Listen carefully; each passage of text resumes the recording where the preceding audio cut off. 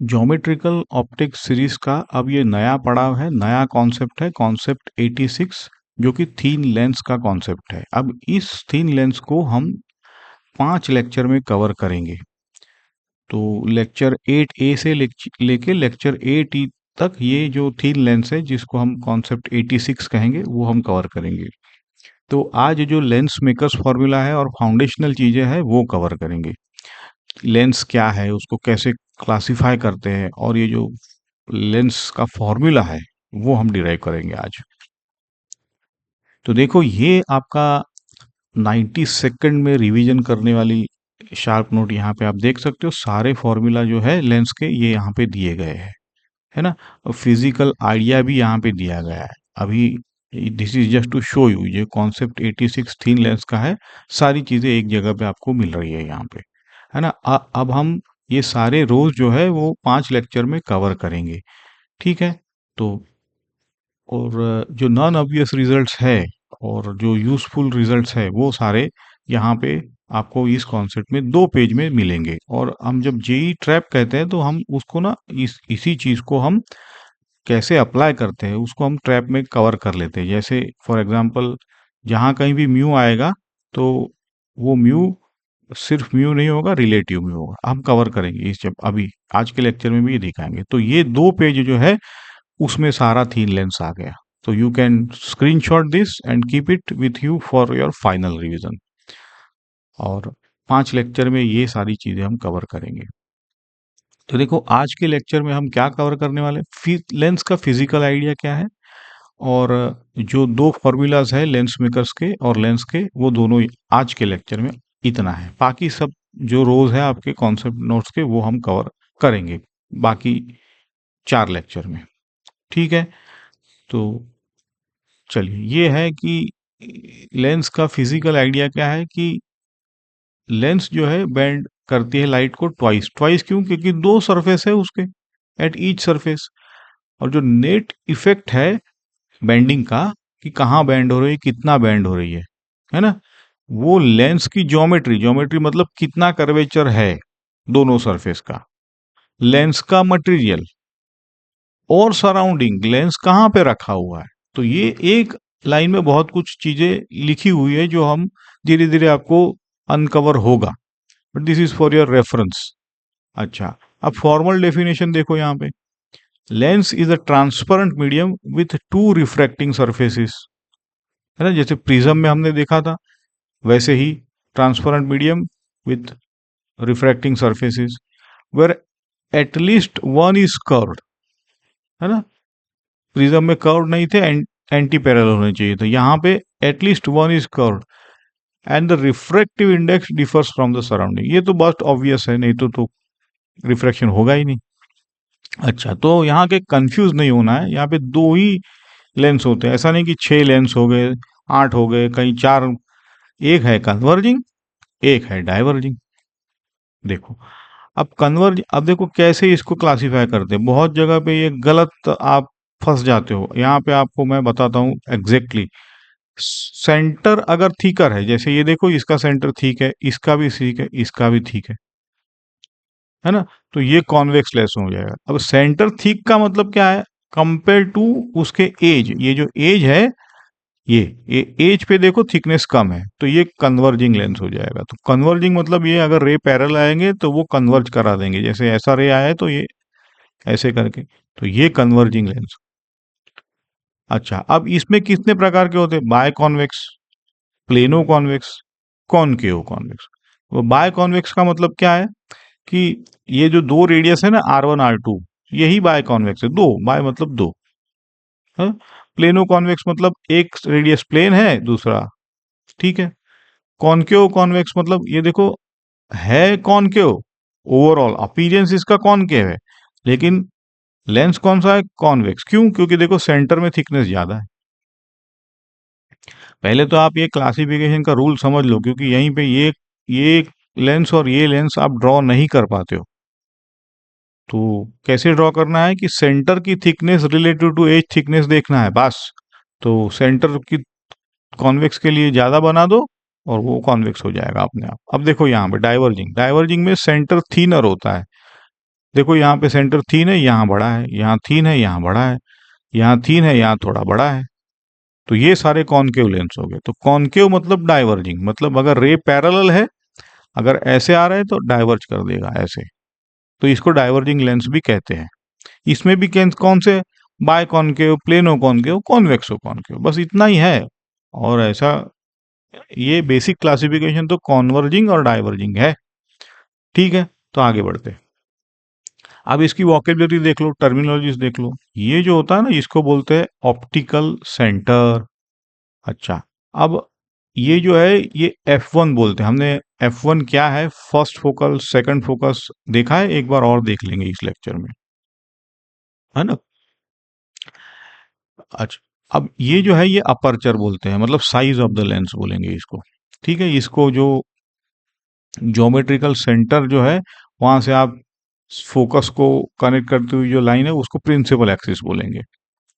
ठीक है, तो देखो ये सारी डेफिनेशन है, principal axis, aperture, focal length. Focal length मतलब यही है कि देखो, अभी आगे इसको डेफिनेशन आएंगी। फर्स्ट फोकल क्या है, सेकंड फोकल। फर्स्ट मतलब ऑब्जेक्ट के रिलेटेड है, सेकंड मतलब इमेज के रिलेटेड। ठीक है, तो अगर पैरेलल रेज आ रहे हैं, इमेज यहाँ पे बन रही है, तो वो सेकंड फोकल आ जाए, है ना। जैसे ऑब्जेक्ट से रेज निकल रही है और पैरेलल हो रही है, तो वो फर्स्ट फोकस हो जाएगा। ये ऑब्जेक्ट है, पैरेलल बनाएगा जी। ठीक है, तो ये आप पॉज करके डेफिनेशन एक बार देख लो। चलो, अब ये फर्स्ट फोकल क्या है, जैसे ये ऑब्जेक्ट है, ऑब्जेक्ट से रे निकली, अगर रे पैरेलल हो गई, तो ये समझ लो कि ये आपका फर्स्ट फोकल है ना। तो this is what rays, emerging rays parallel on the other side, ऐसा है। अगर पैरेलल रेज आ रही है, मतलब ऑब्जेक्ट एट इन्फिनिटी, और वो अगर एक सेंटर पे मिल गई, कन्वर्ज हो गई, तो ये हम बोलेंगे सेकंड फोकस। ये इमेज को रेफरेंस में लेके देख लेता है, जैसे हमने कॉन्सेप्ट 85 में भी देखा था, वही डेफिनेशन रिपीट हो रही है लेंस के लिए, बस इतना ही है ना। अ, अब देखो, बोथ साइड्स अगर सेम है, तो आपका F1 और F2 सेम रहेगा। ये थोड़ा अभी इस लेवल पे जिन्होंने प्रैक्टिस नहीं की उनको, लेकिन देखो अगर सेम नहीं है, तो F1 F2 सेम नहीं रहते। यूजुअली क्या करते हैं हम ड्राइंग के वक्त, ये जितना डिस्टेंस ये है उतना ही ये है, F1 इसको, F2 इसको बोलो, और ऐसे ड्राइंग करते हैं ताकि रे डायग्राम ड्रॉ करने में आसान है। But this is the trap, अगर दोनों में सराउंडिंग मीडियम अलग है, तो अलग अलग आ सकता है। चलो, तो फोकल लेंथ क्या है, distance from the optical centre. अब यहाँ पे हम सारी जो मेजरमेंट करेंगे वो ऑप्टिकल। ओके, कॉन्वेक्स लेंस के लिए क्या करोगे, एफ ग्रेटर देन। ठीक है ना, जैसे हम कॉन्वेक्स मिरर के लिए ले रहे थे वैसे ही। कॉन्केव लेंस के लिए एफ लेस देन जीरो, जैसे हम कॉन्केव मिरर के लिए ले रहे थे। ठीक है, अच्छा, बाकी सारा उल्टा है, यही सेम है, सिर्फ कॉन्केव और लेंस में और मिरर में।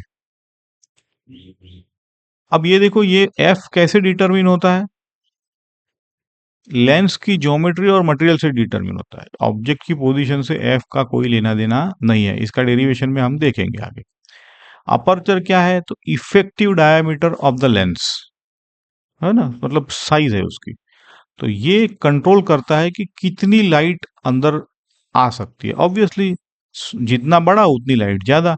तो intensity is proportional to aperture square है। इसके ऊपर एग्जाम्पल आते हैं, तो ये हमने देखो, जैसे यही में आपने हाफ लेंस कवर कर लिया या तो कट कर दिया, तो क्या हो जाएगा कि आपकी इंटेंसिटी एकदम से कम कम हो जाएगी, बट उसका फोकल लेंथ पे इफेक्ट नहीं पड़ने वाला है। हाँ, कटिंग कैसे कर रहे हो इसके ऊपर डिपेंड है, बट यूजुअली आपने अगर ऐसा लेंस था और आधा उसको कवर कर दिया, तो आपकी इंटेंसिटी यहाँ पे कम हो जाएगी इमेज की। ठीक है, लेकिन आपने उसको ऐसे अगर कट किया है, तो फिर हम देखेंगे कि फोकल लेंथ कैसे निकाला जाता है।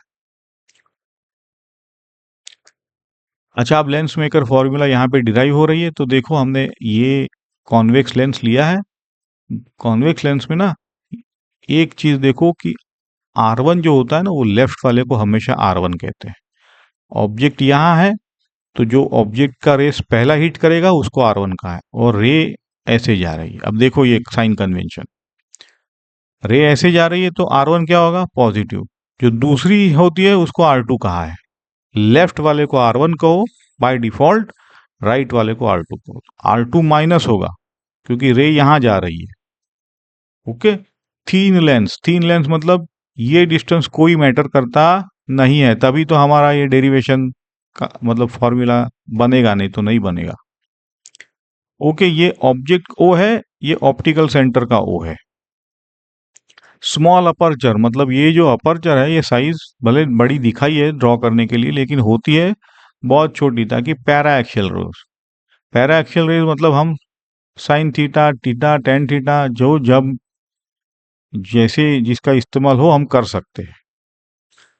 अब हम क्या करेंगे कि जो हमने कॉन्सेप्ट 85 के जो हमारा फिंगर टिप से फॉर्मूला है, वो हर इस सरफेस पे अप्लाई करेंगे, दोनों सरफेस पे, और फिर उसका अल्जीब्रिक मैनिपुलेशन करेंगे और उसको फिजिकली इंटरप्रेट करेंगे, और हम लेंस मेकर्स और लेंस का फॉर्मूला डिराइव करेंगे।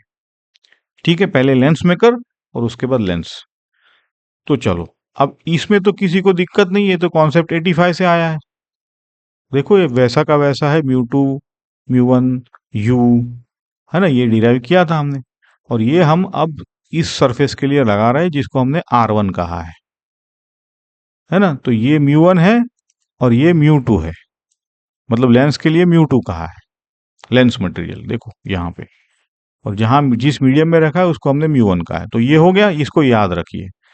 इसमें याद क्या रखना है कि देखो ये terms mu two by v one, अब ये कॉमन रहने वाली, क्योंकि अब देखो कि जो वी वन है जहां कहीं भी बना, we don't know, but the v one will act as u for this surface, है कि नहीं। और ये तो म्यू टू ही है ऐसे वैसे ही, तो यहाँ पे मैं लिखूंगा माइनस, दूसरी सरफेस के लिए ये टर्म आने वाली है म्यू टू बाय वी। तो देखो यहाँ minus mu two by v दूसरी सरफेस के लिए, और ये प्लस, तो दोनों को ऐड करेंगे। अभी ये इक्वेशन 1 है, वैसे मैं आपको दिखा रहा हूं। चलो, तो अब जैसे कहा, ये सेकंड सरफेस के लिए अगर आप लगाओगे तो V1 जो था वो अब ऑब्जेक्ट बनेगा, है ना। और म्यू टू अब आपका म्यू वन है एक्चुअली, इसीलिए ये u की जगह पे म्यू टू आएगा, और म्यू टू की जगह म्यू वन आएगा। Hope this is very easy for you, हमने बहुत कुछ किया है कॉन्सेप्ट 85। तो ये इक्वेशन 2 है। ये जो नए हैं उनको बताया कि क्यों ये स्वैप किया गया है पोजीशन, है ना। क्योंकि ये सरफेस के लिए ये म्यू वन था, ये म्यू टू था। ये सरफेस के लिए ये म्यू वन है, ये म्यू टू था, लेकिन म्यू वन और, है ना, म्यू वन तो म्यू टू है, हमने इसको नाम दिया है, तो इसलिए, है ना। और इंटरमीडिएट जो है सरफेस टू के लिए ऑब्जेक्ट बनेगा। अब इनको अगर ऐड करें तो जैसे पहले में तो ये प्लस था, ये माइनस था, तो ये कैंसल हो जाएंगे। अब देखो ये माइनस साइन क्यों आया है, क्योंकि जैसे मैंने समझाया R2 इज यूजुअली नेगेटिव, क्योंकि रे यहां जाना चाहता था, ऑब्जेक्ट तो वहां पड़ा है हमारे डेरिवेशन के हिसाब से, ये नेगेटिव है। ओके, तो ये आपका एडिशन के बाद आएगा, जहां पे आपका जो mu two by v one term था वो आपका कैंसिल हो गया है। ठीक है, म्यू वन दोनों की ओर बचा है, ये पहला का है म्यू वन, और ये दूसरी सरफेस का म्यू वन है जहां पे फाइनल इमेज वी बनी थी। अब इसका मैनिपुलेशन करो तो यहां से आपको दिखाई देगा कि यहां तक तो हम पहुंच गए। देखो अब जैसे मैंने कहा ना, ये म्यू जो है वो रिलेटिव है, ये म्यू टू लेंस का और ये सराउंडिंग का, तो ये इस जहां जहां भी म्यू आएगा वो रिलेटिव होता है। और ये मैंने पहले भी स्लैब के डेरिवेशन में भी आपको कहता आया हूं मैं कि यूजुअली ये रिलेटिव होगा। अच्छा, अब क्या करो, इसमें इन दोनों में u को इन्फिनिटी अगर कहे हम u को, तो हमारी डेफिनेशन है कि जहां इमेज बनती है, क्योंकि इन्फिनिटी से पैरेलल रे आते हैं और पैरेलल जहां कन्वर्ज होंगे उसी को तो हम f कहते हैं ऑप्टिकल सेंटर से। तो बाय डेफिनेशन अगर ये हम प्लग इन करें तो इसको हम 1/f कह सकते हैं, इस चीज को, है कि नहीं? इस चीज को 1/f कह सकते हैं। और ये तो हमारा है ही, ये तो हमने ऑलरेडी 1/v जनरल टर्म है, लेकिन जनरल में अगर ये डाले तो ये जो टर्म है ये 1/f निकल के आया, है कि नहीं? तो ये देखो, ये लेंस मेकर फॉर्मूला इसे कहते हैं कि 1/f कहाँ से आया, कि भाई उसकी डेफिनेशन के हिसाब से हमने उसका f निकाल लिया, है ना? तो अब जनरल फॉर्मूला ये तो 1/f है ही, लेकिन दिस इज जनरलाइज्ड फॉर्म में ये क्या है, ये तो ये है। तो इसीलिए 1/f can be written as this. तो ये लेंस फॉर्मूला हो गया, समझे? जहां पे जो म्यू है वो रिलेटिव है। रिलेटिव का मतलब लेंस का ऊपर रिलेटिव टू मीडियम, है ना? ये सोर्स, ये टारगेट, ऐसा होता है। चलो, आप इसको पॉज करके देख सकते हो एक बार, है ना? ऐसे ही यही शॉर्टेस्ट वे है डिराइव करने का। ओके, अब देखो यहाँ पे कैसे कैसे चीजों को सेंस बनती है, सारी टर्म को आप खुल के देख सकते हो कि μ-1 फैक्टर क्या करता है। तो ये factor contrast between lens and medium देख रहा है। जैसे फॉर एग्जांपल म्यू अगर 1 हो गया तो 0 हो जाएगा, राइट हैंड साइड 0 हो जाएगा। राइट हैंड साइड 0 का मतलब f इंफिनिटी, क्योंकि 1/f इक्वल टू 0, तभी तो f मतलब इंफिनिटी। f इंफिनिटी का मतलब कन्वर्ज ही नहीं हो रहा है, मतलब रे सीधा आया यहाँ पे और सीधा चला जाएगा, क्योंकि मटेरियल कुछ है ही नहीं यहाँ पे। तो 0 पावर हो गया इसका, मतलब कोई बैंडिंग ही नहीं हो रहा है। अगर म्यू ज्यादा है, बहुत ज्यादा, मतलब मटेरियल सराउंडिंग से अलग है, तो स्ट्रॉन्गर बेंडिंग होगा। स्ट्रॉन्गर बेंडिंग मतलब शॉर्टर एफ होगा, है ना? ये है कि जितना एफ शॉर्टर होगा उतना वो टर्म बढ़ेगी, 0 नहीं होगी, ऐसा। अच्छा, ये टर्म क्या बताता है? ये ज्योमेट्री को कैप्चर करता है कि how steeply each surface is curved. जैसे फॉर एग्जांपल फ्लैट सरफेस है, जैसे ये एक सरफेस, तो ये तो 0 हो गया। तो 0 का मतलब है इसका कोई कंट्रीब्यूशन नहीं है। अगर टाइटली कर्व्ड है मतलब स्मॉल आर, जितना जितना ज्यादा कर्वेचर उतना तो स्मॉल आर है ना? तो जितना आर स्मॉल उतनी ये वैल्यू ज्यादा और ये कंट्रीब्यूट ज्यादा करेगा, ठीक है?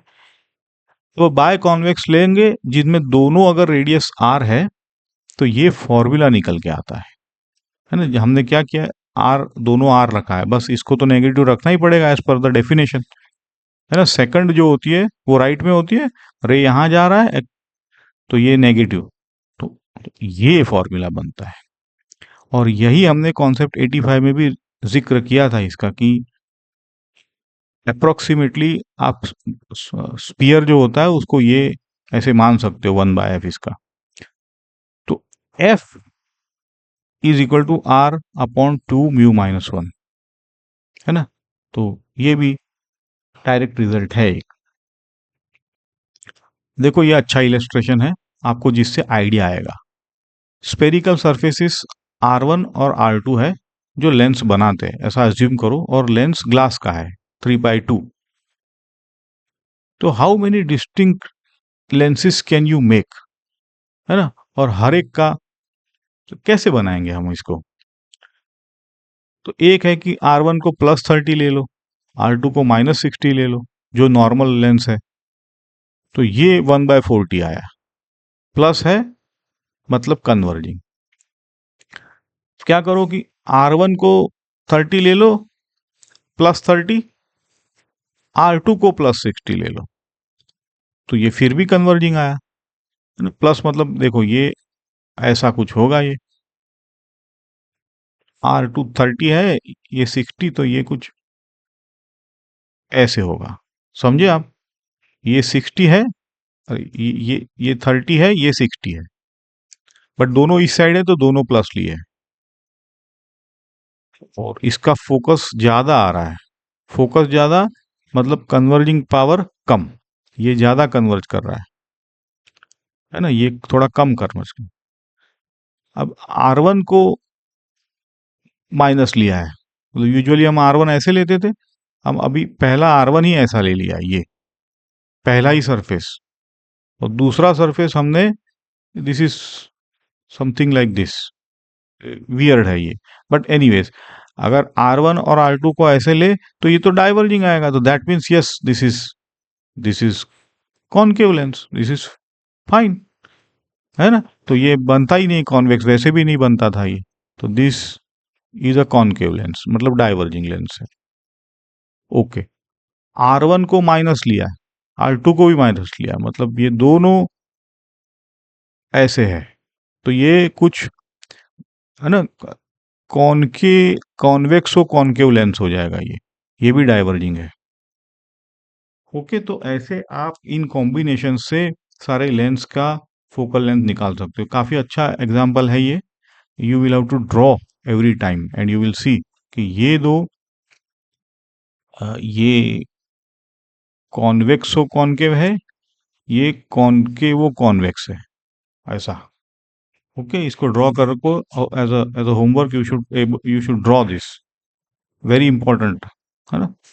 तो sign of R matters, R1 greater than zero, R2 less than zero, ये नॉर्मल है, ये तो कॉन्वेक्स सरफेस हो जाएगा, है ना। अगर दोनों को हाफ सेट कर दिया तो, दोनों को सेम सेट कर दिया तो हाफ आता है, जो हमने अगली स्लाइड में देखा था।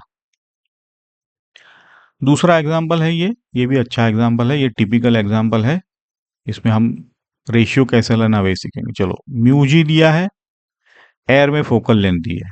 अब यही लेंस अगर अल्कोहल में रखे तो उसकी फोकल लेंथ क्या होगी। तो पहले लेंस मेकर फॉर्मूला आप लगा लो ऐसे, ये लेंस मेकर फॉर्मूला का एप्लीकेशन है जहां से आप सीखोगे। एयर के लिए म्यू1 क्या होता है, 1, है ना। तो therefore this is simply mu रखो, जो लेंस का था यहाँ पे। ओके, अब R1 R2 तो पता नहीं है, सो इसको इक्वेशन 1 बोल दिया, लेंस मेकर फॉर्मूला। अब अगर हम, ये सराउंडिंग का मीडियम है ना, तो म्यू तो रिलेटिव है, तो ये लेंस का है और रिलेटिव टू दिस सराउंडिंग, है ना। ये सोर्स है, ये रिलेटिव मतलब सराउंडिंग, तो सो ये सेकंड इक्वेशन, हमें ये पता नहीं, इनका रेशियो ले लो, तो आपको ये रेशियो, आपको ये मिलेगा। तो यहां से आपको का लिक्विड में ये लेंस आपको फोकल लेंथ ये दे रहा है। तो देखो, एयर में वो ज्यादा कन्वर्ज करा रहा था, ज्यादा कन्वर्ज मतलब शॉर्टर एफ दे रहा था, तो ये फिर भी कन्वर्जिंग है लेकिन बहुत कम कन्वर्ज करा रहा है ऐसे। जैसे फॉर एग्जांपल, ये एयर में यहां कन्वर्ज करा दिया इसने, जबकि अब ये लिक्विड में कुछ बहुत कम कन्वर्ज कर रहा है ना। तो निग्लिजिबल कन्वर्जेंस हो रहा है, बट फिर भी कन्वर्जिंग है। हो सकता है डाइवर्जिंग भी हो जाए, डिपेंड करता है कि ये अगर नेगेटिव टर्म हो गया तो डाइवर्जिंग हो जाएगा। Therefore it, lens maker formula से ये पता चलता है कि the same lens can act as converging और डाइवर्जिंग डिपेंडिंग अपॉन आप इसको कहाँ रख रहे हो। ज्योमेट्रिकल इफेक्ट भी आपको समझाया हुआ है। अब ये दूसरा प्रॉब्लम है, flat surface on the left, मतलब ये प्लेनो कॉन्वेक्स लेंस हो गया, जैसे यहाँ देख रहे हो आप। तो ये, इसको R1 हम बोलेंगे, इसको R2 बोलेंगे। R2 का रेडियस दिया हुआ है, म्यू दे दिया है, फोकल लेंथ फाइंड करनी है। तो फोकल लेंथ के लिए तो यही फॉर्मूला है, और क्या है। But you should be able to find कि इसकी आर क्या होती है, इन्फिनिटी। और ये आर दिया हुआ है 40, लेकिन होगा -40। तो ऐसे you have to be careful. और कहाँ रखा है इसको, तो कुछ नहीं दिया है तो आप अज्यूम करेंगे कि ये एयर में रखा है, इसलिए यहाँ पे डिवाइड बाय 1 आएगा। सो सी एफ +66, मतलब ये कन्वर्जिंग है, ये still this is converging. Okay, तो हमने ये फिजिकल आइडिया है कि band the light twice, twice इसलिए कि नेट इफेक्ट डिपेंड करता है कि लेंस की ज्योमेट्री क्या है, लेंस का मटेरियल क्या है, सराउंडिंग मीडियम का मटेरियल क्या है ना। ये अच्छी तरह से अब आप समझ चुके होंगे। फॉर्मूला हमने डिराइव कर लिया, इसको लेंस मेकर फॉर्मूला कहते हैं, जहां पे म्यू ये होता है, सिर्फ म्यू नहीं है वो, है ना। R greater than zero if centre of curvature is on the transmission side, मतलब जहां रे जाना चाहता है। ये फ्लैग है कि म्यू रिलेटिव है, एब्सोल्यूट नहीं है। लेंस मेकर फॉर्मूला यहीं से आया है। वो कैसे आया है? दो फिजिकल जो सिचुएशन है उसको रिप्रेजेंट करके ये लेंस फॉर्मूला है। मिरर में हम प्लस लेते थे, लेंस में हम माइनस लेंगे।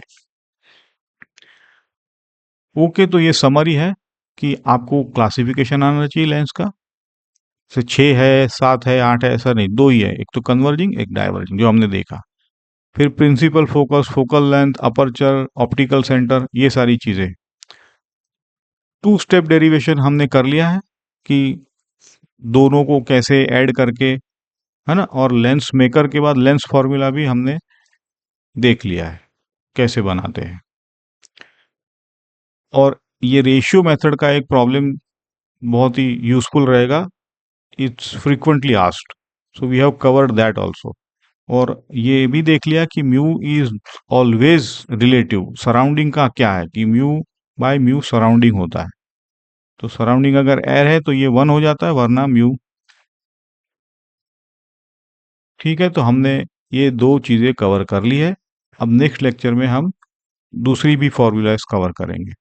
आपको अच्छा लगा है तो you can subscribe, share, like, comment and give me the feedback. Thank you.